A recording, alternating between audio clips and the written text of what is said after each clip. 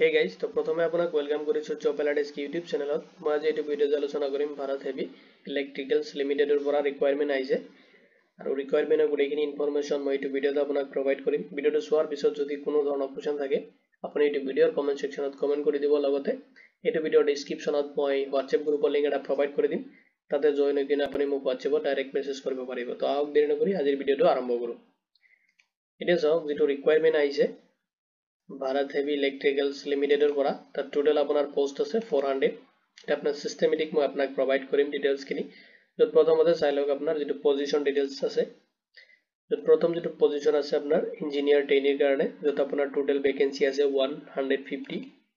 The tapana discipline wise post to vacancy as a divide kori di ase. The tapana mechanical garne 70 post ase. Electrical garne as a 25 post. Civil garne as a 25 post. Electronic garne আছে 20 post, chemical garne আছে 5 post, metrology garne আছে 5 post. Second যেটো আপনার position আছে supervisor trainee garne, যত আপনার total post আছে 250 আৰু discipline wise post মো divide কৰি দিয়া আছে. Mechanical garne আছে 140 post, electrical garne আছে 55 post, civil garne আছে 35 post, electronic garne আছে 20 post. Important date খিনি চাই লওক।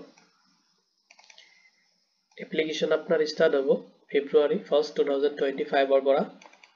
আর আপনার applicationৰ যেটো in date হয় last date to February 28 2025 লগিনা আপনি application to last submit কৰিব পাৰিব। exam date to আপনার April 11 12 and 13 মানত হবো যেটো আপনার exact date to আপনি গম পাবো April 1st weekত কাৰণ এইটো সময়ত আপোনাৰ যেটো admit card হয় এতে ৰিলিজ কৰিব তেতিয়া আপনি examৰ যেটো exact date হয় গম পাই যাব। Next up eligibility criteria kini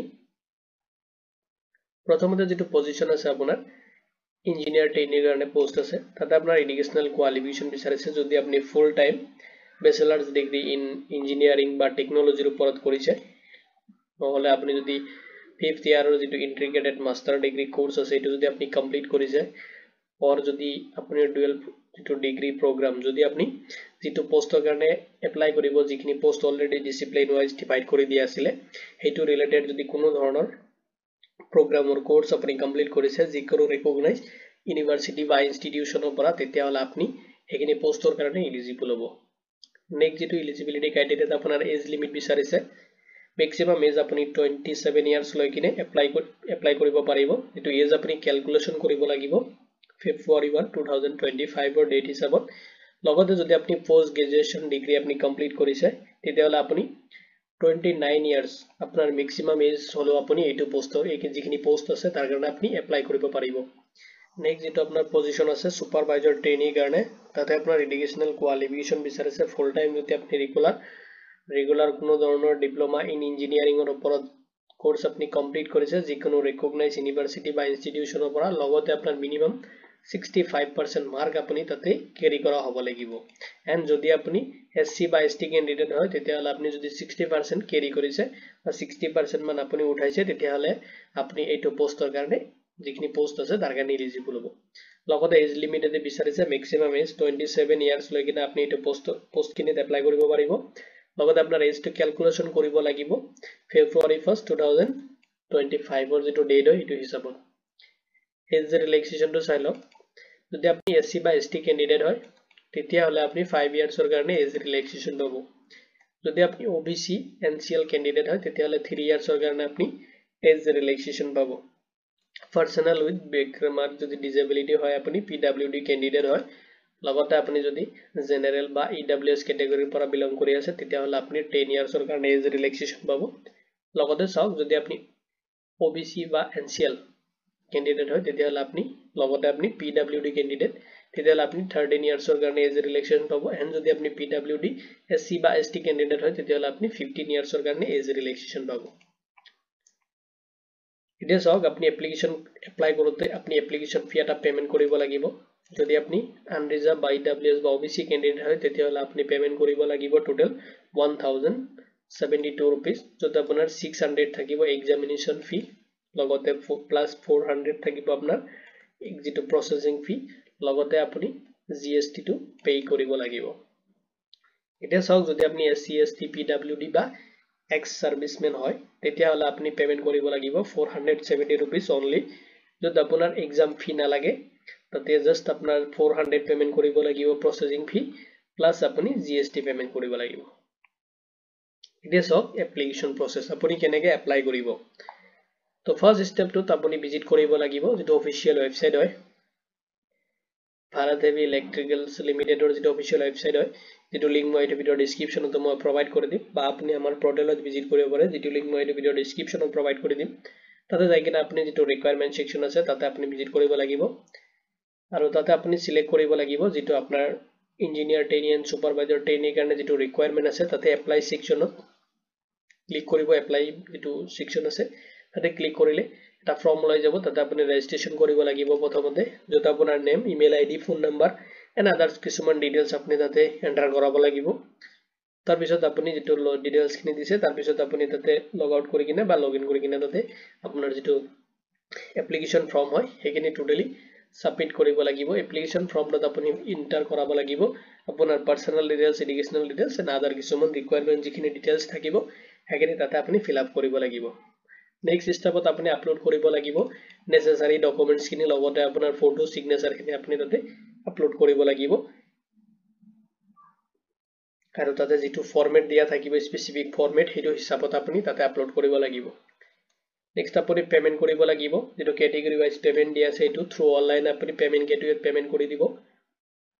তাৰ পিছত আপোনাৰ যেটো এপ্লিকেশন হয় সাবমিট কৰি দিব সাবমিট কৰি কিনে আপোনাৰ যেটো প্ৰিভিউ হোৱাৰ পিছত যেটো একনলেজমেন্ট আহিব এন এপ্লিকেশন ফৰ্মটো আপুনি এজ এ ফিউচাৰ ৰেফাৰেন্সৰ কাৰণে পিন কৰি ৰাখিব নেক্সট হক সিলেকশন প্ৰসেস তো প্ৰথমতে চাই লওক যেটো আপোনাৰ ইঞ্জিনিয়াৰ ট্ৰেইনিৰ কাৰণে যিখিনি পোষ্ট আছে তাৰ কাৰণে প্ৰথমতে আপুনি কম্পিউটাৰ বেসড টেষ্ট এটা এটেম্প কৰিব লাগিব সেকেন্ড আপুনি ইন্টাৰভিউ ফেস কৰিব লাগিব যদি আপুনি কম্পিউটাৰ বেসড টেষ্টত শৰ্টলিস্টেড হয় সেকেন্ড অপশন আপুনি ইন্টাৰভিউ ফেস কৰিব লাগিব এতিয়া সব সুপাৰভাইজাৰ ট্ৰেইনিৰ যিখিনি পোষ্ট আছে তাৰ কাৰণে আপুনি কম্পিউটাৰ বেসড টেষ্ট দিব লাগিব প্ৰথমতে যদি আপুনি তাতে শৰ্টলিস্টেড হয় তেতিয়াহলে আপোনাৰ ডকুমেন্ট ভেৰিফিকেশন হ'ব এণ্ড আপোনাৰ জয়নিং হ'ব এক্সামিনেশন প্যাটাৰ্ন খিনি চাই লওক যেটো এক্সাম প্যাটাৰ্ন হয় ইঞ্জিনিয়াৰ ট্ৰেইনিৰ যেটো এক্সাম হ'ব তাৰ কাৰণে আপোনাৰ টোটাল কোৱেশ্চন থাকিব 240 কোৱেশ্চন থাকিব যত আপোনাৰ টোটাল মাৰ্ক থাকিব 240 যত আপোনাৰ ডিউৰেচন থাকিব 150 মিনিটস যেটো আপোনাৰ সেকশন থাকিব সাবজেক্ট টু আপোনাৰ টেকনিক্যালৰ যেটো সাবজেক্ট হয় আপুনি যেটো পোষ্টৰ কাৰণে এপ্লাই কৰি আছে